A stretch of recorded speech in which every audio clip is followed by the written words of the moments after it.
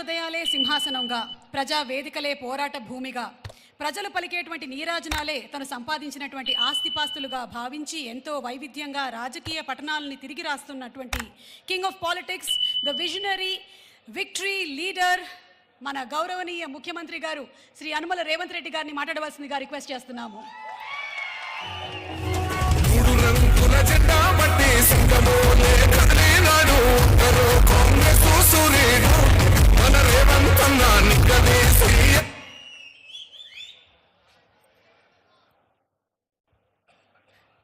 మిత్రులారా,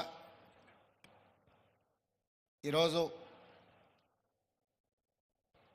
ఒక మంచి ఎకో టూరిజం పార్క్ను ప్రారంభించడానికి, ఎకో టూరిజంను ఒక మంచి పర్యాటక కేంద్రంగా, వ్యాపార దృక్పథం కాకుండా ఒక పర్యాటక క్షేత్రంగా తయారు చేసి రామ్దేవ్ గారు దాదాపుగా 25 సంవత్సరాల తన అనుభవాన్ని, ఆదాయాన్ని ఈ 150 ఎకరాలలో ఒక మంచి పార్కును ఏర్పాటు చేసి ఈ కార్యక్రమం ప్రారంభోత్సవానికి నాతో పాటు మెగాస్టార్, కేంద్ర మాజీ మంత్రివర్యులు, మనందరి అభిమాన నాయకుడు చిరంజీవి గారిని ప్రత్యేకంగా ఆహ్వానించి, అదేవిధంగా తెలంగాణ మంత్రివర్యులు జూపల్లి కృష్ణారావు గారిని, అదేవిధంగా చీఫ్ విప్ శాసనమండలి పట్నం మహేందర్ రెడ్డి గారిని, లోక్సభ సభ్యులు మిత్రుడు సీఎం రమేష్ గారిని, రాజ్యసభ సభ్యులు అనిల్ కుమార్ యాదవ్ గారిని, శాసనసభ్యులు మల్రెడ్డి రంగారెడ్డి గారిని, స్థానిక శాసనసభ్యులు కాలే యాదయ్య గారిని, ఇతర రంగారెడ్డి జిల్లా నాయకులందరినీ ఆహ్వానించి ఒక మంచి కార్యక్రమాన్ని ఏర్పాటు చేయడం జరిగింది. వాస్తవంగా మా ప్రభుత్వం ఏర్పడ్డ తర్వాత అధికారులతో, మంత్రులతో చర్చించి తెలంగాణ రాష్ట్రం ఐటీ, ఫార్మా రంగాలలో రాణించడం, ఇన్ఫ్రాస్ట్రక్చర్ రంగాలలో దేశంలోనే ప్రముఖ సంస్థలు తెలంగాణ రాష్ట్రం నుంచి ఈరోజు నిర్మాణ రంగంలో రాణించినాయి. ఇక తెలంగాణ రాష్ట్రానికి కావలసింది temple tourism, health tourism, eco tourism. ఒక రాష్ట్రం యొక్క ఆదాయం పెరగాలి, ఒక రాష్ట్రానికి గుర్తింపు రావాలి అని అంటే పరిశ్రమలు, పెట్టుబడులే కాదు, ఆ రాష్ట్రంలో ఉన్న టెంపుల్ టూరిజం, ఎకో టూరిజమే ఆ రాష్ట్రం యొక్క ఆదాయాన్ని పెంచడమే కాకుండా రాష్ట్రం యొక్క గుర్తింపు, గౌరవాన్ని కూడా పెంచుతుంది. ఈరోజు మనకు సంబంధించిన మిత్రులు కావచ్చు, బంధువులు కావచ్చు, చాలామంది వాళ్ళ పిల్లల పెళ్ళిళ్ళు చేయాలన్నా, శుభ కార్యక్రమాలు ఏమైనా చేయాలి అని అంటే మన ప్రాంతం కాకుండా రాజస్థాన్కో లేకపోతే ఇతర దేశాల్లోకి వెళ్ళి అక్కడ కార్యక్రమాలు చేసుకుంటున్నారు. దానికి ప్రధానమైన కారణం ఆ ప్రాంతంలో ఉండే టెంపుల్ టూరిజం, అదేవిధంగా ఎకో టూరిజం. వీటితో పాటు ఎవరిని కదిలిచ్చినా మన వాళ్ళని బెంగళూరు జిందల్లో జాయిన్ అయినని కొంతకాలము అని చెప్పి చెప్తూ ఉంటారు. మనం ఈరోజు మందిరాలను దర్శించుకోవాలంటే తమిళనాడుకో ఇతర రాష్ట్రాలకో వెళ్తున్నాం. ఫారెస్ట్లో ప్రకృతి సహజ వనరులను చూడాలి అంటే మధ్యప్రదేశో లేకపోతే ఇతర రాష్ట్రాలకు వెళ్తున్నాం. అదేవిధంగా హెల్త్ టూరిజం విషయంలో కూడా మనం ఎక్కడెక్కడికో వెళ్ళాల్సిన పరిస్థితి. కానీ అన్ని సహజ వనరులు ఉన్న తెలంగాణ రాష్ట్రంలో ఇప్పటి వరకు ప్రభుత్వాల దృష్టి ఈ హెల్త్ టూరిజం మీద, ఎకో టూరిజం మీద, టెంపుల్ టూరిజం మీద ఫోకస్ లేకపోవడం వల్ల అద్భుతమైన ఆలయాలు ఉన్న తెలంగాణ రాష్ట్రం, అది 1000 స్తంభాల గుడి కావచ్చు, యునెస్కో గుర్తింపు పొందిన రామప్ప మందిరం కావచ్చు, లేకపోతే శ్రీశైలం కావచ్చు, రాజన్న వేములవాడ రాజన్న మందిరం కావచ్చు, ఇట్లాంటి చాలా మందిరాలు, ప్రపంచ ప్రఖ్యాతిగాంచిన మందిరాలు మన దగ్గర ఉన్నాయి. ఈరోజు కవాల్ కావచ్చు, tiger reserve forest, Nallamala tiger reserve forest కావచ్చు, జూపల్లి కృష్ణారావు గారు ప్రాతినిధ్యం వహిస్తున్న కొల్లాపూర్ ప్రాంతం, నల్లమల అటవీ ప్రాంతం, కృష్ణానది జలాలు ప్రవహిస్తున్న ప్రాంతం, అక్కడ మందిరాలకు, అక్కడ ప్రకృతి సహజ వనరులకు కొదవలేదు. మల్లెల తీర్థం లాంటి ప్రాంతాలు మన దగ్గర ఉన్నాయి. కానీ వీటికి ఇవ్వాల్సినంత ప్రాధాన్యత, తీసుకురావాల్సినంత గుర్తింపు తీసుకురాకపోవడం వల్ల మన రాష్ట్రంలో temple tourism, eco tourism, health tourism వెనుకబడుతున్నది. ఈరోజు ఎకో టూరిజంలో టూరిజం పాలసీని ఈ మధ్యలోనే శాసనసభలో మనం చర్చించినాం. దానికి మంత్రి జూపల్లి కృష్ణారావు గారే ఆ పాలసీ తయారులో కీలక పాత్ర పోషించారు. రాబోయే కొద్ది రోజుల్లో టూరిజం పాలసీని తీసుకొచ్చి టూరిజం పాలసీలో ఎకో టూరిజంను ప్రోత్సహించాలని ఈరోజు మన ప్రభుత్వం ముందుకు వెళ్తున్నది.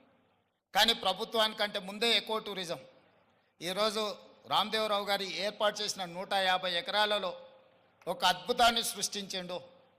ఈ అద్భుతం వారికి ఒక్కరికి ఆదాయం తెచ్చిపెట్టేది కాదు, రాష్ట్రానికి కూడా ఆదాయం తెచ్చిపెడుతుంది, రాష్ట్రానికి కూడా గుర్తింపు, గౌరవం తెచ్చిపెడుతుంది.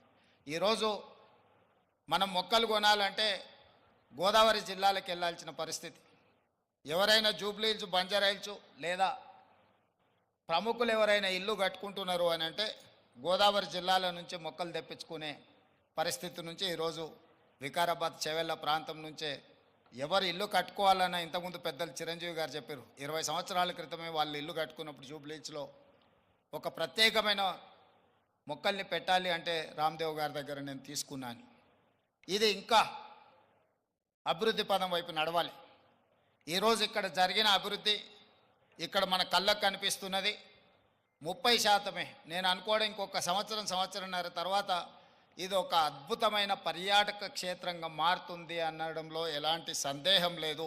ఖచ్చితంగా ఇది ఆ దిశగా రాణిస్తుంది.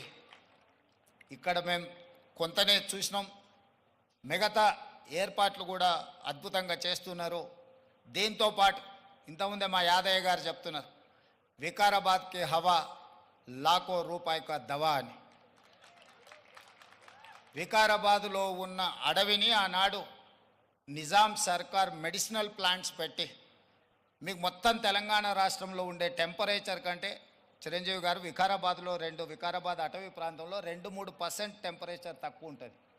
లెప్రసీ వచ్చిన వాళ్ళని వీళ్ళని తీసుకొచ్చి ఇక్కడ వికారాబాద్ ప్లాంటేషన్ అక్కడ వదిలేస్తే 2 monthsలో ఆటోమేటిక్ ఏ ట్రీట్మెంట్ అవసరం లేదు. ఇక్కడ ఉండే ప్రకృతి సహజ వనరుల వల్ల వాళ్ళకి ఆ రోగం నివారించబడుతుంది. గతంలో మెడికల్ ట్రీట్మెంట్ లేనప్పుడు ఎవరికైనా లెప్రసీ వస్తే వాళ్ళ కుటుంబ సభ్యులను ఇక్కడ తీసుకొచ్చి వికారాబాద్లో వదిలేస్తే 2-3 నెలల తర్వాత వాళ్ళని మళ్ళీ తీసుకెళ్తే వాళ్ళు టీబీకి సంబంధించి ఏ సమస్య వచ్చినా ఇక్కడ ఆ కుటుంబ సభ్యులను వదిలేసిపోతే 2-3 నెలలలోనే ఆటోమేటిక్ ఇక్కడ ఉన్న ప్రకృతి సహజ వనరులతో వాళ్ళకి తగ్గిపోయేది. అంటే ఈ ప్రాంతానికి ఒక ప్రత్యేకత ఉన్నది. అందుకే ఈరోజు జిందాల్ లాంటి వాటికి ఎక్కడికో వెళ్ళడం కాదు, ఇక్కడనే పెద్ద పరిశ్రమలకు సంబంధించిన వ్యక్తులు తొందరలోనే ఇక్కడ పెద్ద ఎత్తున ఏర్పాటు చేయబోతున్నారు వికారాబాద్ ప్రాంతంలో. మొన్ననే దావోస్లో అగ్రిమెంట్ చేయడం జరిగింది. తొందరలో వికారాబాద్ ప్రాంతాన్ని ఎకో టూరిజంలో పూర్తి స్థాయిలో అభివృద్ధి చెయ్యాలని ప్రభుత్వం ఏదైతే అనుకుంటుందో, ఒక అడుగు ముందు ప్రభుత్వానికంటే రామ్దేవ్ గారు వేసి ఇంత మంచి వ్యవస్థని ఇక్కడ ఏర్పాటు చేసిండు. తొందరలో ఈ ప్రాంతం యొక్క అభివృద్ధికి ఇది ఒక ప్రాతిపదిక అవుతుంది. అందుకే ఈరోజు ఈ నిర్వాహకులను, రామ్దేవ్ గారిని మనస్ఫూర్తిగా తెలంగాణ రాష్ట్ర ప్రభుత్వం అభినందిస్తుంది. ఇంకా రావాలి ఇట్లాంటి పర్యాటక క్షేత్రాలు. ఇదొక వ్యాపార కేంద్రంగా కాకుండా పర్యాటక క్షేత్రంగా కూడా రాణిస్తుంది అనడంలో ఎలాంటి సందేహం లేదు. ఈరోజు నాతో పాటు చిరంజీవి గారు, సీఎం రమేష్ గారు, మా మంత్రులు, శాసనమండలి సభ్యులు, శాసనసభ్యులు అందరు రావడం, ఇట్లా కార్యక్రమం రోజువారీగా ఎన్నో రాజకీయ కార్యక్రమాలలో పాల్గొంటుంటాం, కానీ ఈ కార్యక్రమంలో పాల్గొనడానికి ఒక ప్రత్యేకత ఉన్నది. ఈ ప్రత్యేకత రాష్ట్రం యొక్క ఆలోచనకు అనుగుణంగా ఉన్నది. ఈరోజు రాష్ట్ర ప్రభుత్వం ఏదైతే ఎకో టూరిజం పాలసీలో ఇలాంటి పార్కులు మేము డెవలప్ చేయాలనుకుంటున్నామో, రాబోయే రోజుల్లో ఖాళీ వరి పండించడమే కాదు, ఇతర కమర్షియల్ క్రాప్స్ వైపు ఈరోజు వనాలు, ప్రకృతి వనాలను పెంచడానికి కూడా రైతులను ప్రోత్సహించడానికి ప్రభుత్వం వైపు నుంచి ప్రణాళికలు ఉన్నాయి.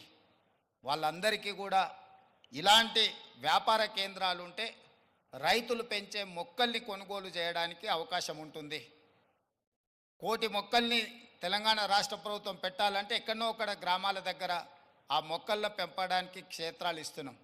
కానీ 6 నెలలు సంవత్సరమే పెంచితే అవి మేము నాటినప్పుడు 20-30% ఎక్కువ బ్రతకడం లేదు.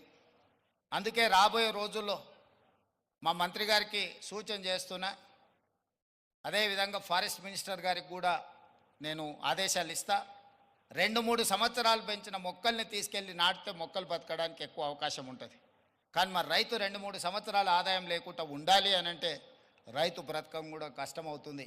అందుకే దానికి తగ్గట్టుగా ధర చెల్లించి రాష్ట్ర ప్రభుత్వమే కొనుగోలు చేసి రాష్ట్ర ప్రభుత్వం నాటే హరితహారం మొక్కల్ని 3 సంవత్సరాలు 4 సంవత్సరాలు పెంచిన పెద్ద మొక్కల్ని నాటితే అది ఒక్క సీజన్లో మనం కాపాడుకోగలిగితే చాలు, అది తప్పకుండా చెట్టుగా వృక్షంగా మారే అవకాశం ఉంటుంది. అందుకే రాబోయే రోజుల్లో ప్రభుత్వం యొక్క విధి విధానాలను చర్చించుకొని వాటిని సవరించుకొని తెలంగాణ రాష్ట్రాన్ని ఒక ప్రకృతి వనంగా మార్చాలని. అక్కడ రామయ్య గారు ఉన్నారు, ఒక సామాన్యమైన రైతు.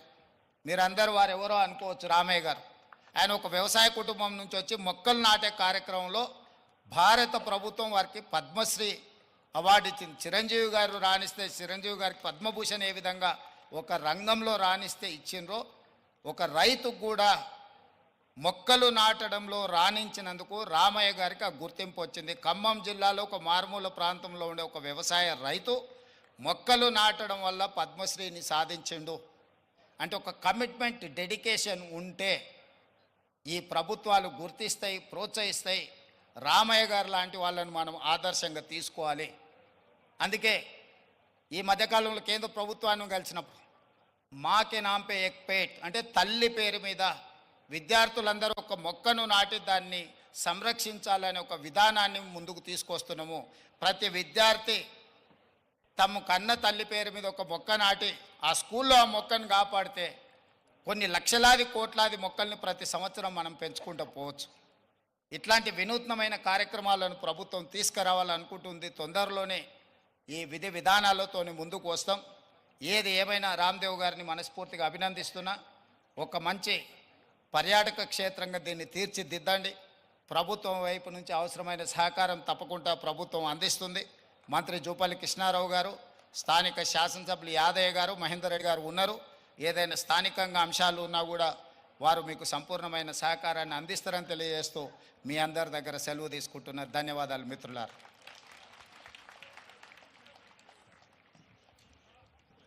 ముఖ్యమంత్రి గారికి హృదయపూర్వకమైనటువంటి కృతజ్ఞతలు తెలియజేస్తూ ఉన్నాము. అలాగే వారి ఇందాక ప్రస్తావించిన విధంగానే ఇక్కడికి విచ్చేసినటువంటి గ్రీన్ యాక్టివిస్ట్ వనజీవి రామయ్య గారికి, అలాగే దుస్సెర్ల సత్యనారాయణ గారికి ఇప్పుడు సత్కారం ఫెలిసిటేషన్ చేయవలసిందిగా గౌరవనీయ ముఖ్యమంత్రి గారు శ్రీ రేవంత్ రెడ్డి గారిని, అలాగే జూపల్లి కృష్ణారావు గారిని, అలాగే మా చిరంజీవి గారిని అండ్ రామ్దేవ్ గారిని రిక్వెస్ట్ చేస్తూ ఉన్నాము. వారికి చెక్ అందించవలసిందిగా రామ్దేవ్ గారిని రిక్వెస్ట్ చేస్తున్నాం. ముందుగా వనజీవి రామయ్య గారికి ఫెలిసిటేషన్.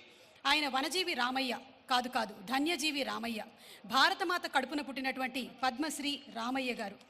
రామయ్య గారు ప్రకృతే మన పంచప్రాణము, ప్రకృతే మన హరితహారము, ప్రకృతిని కాపాడితేనే మనకి ఉనికి ఉంటుంది అని నమ్మినటువంటి వ్యక్తి. ఆయన నిజంగా మనకి ఆదర్శము. వనజీవి రామయ్య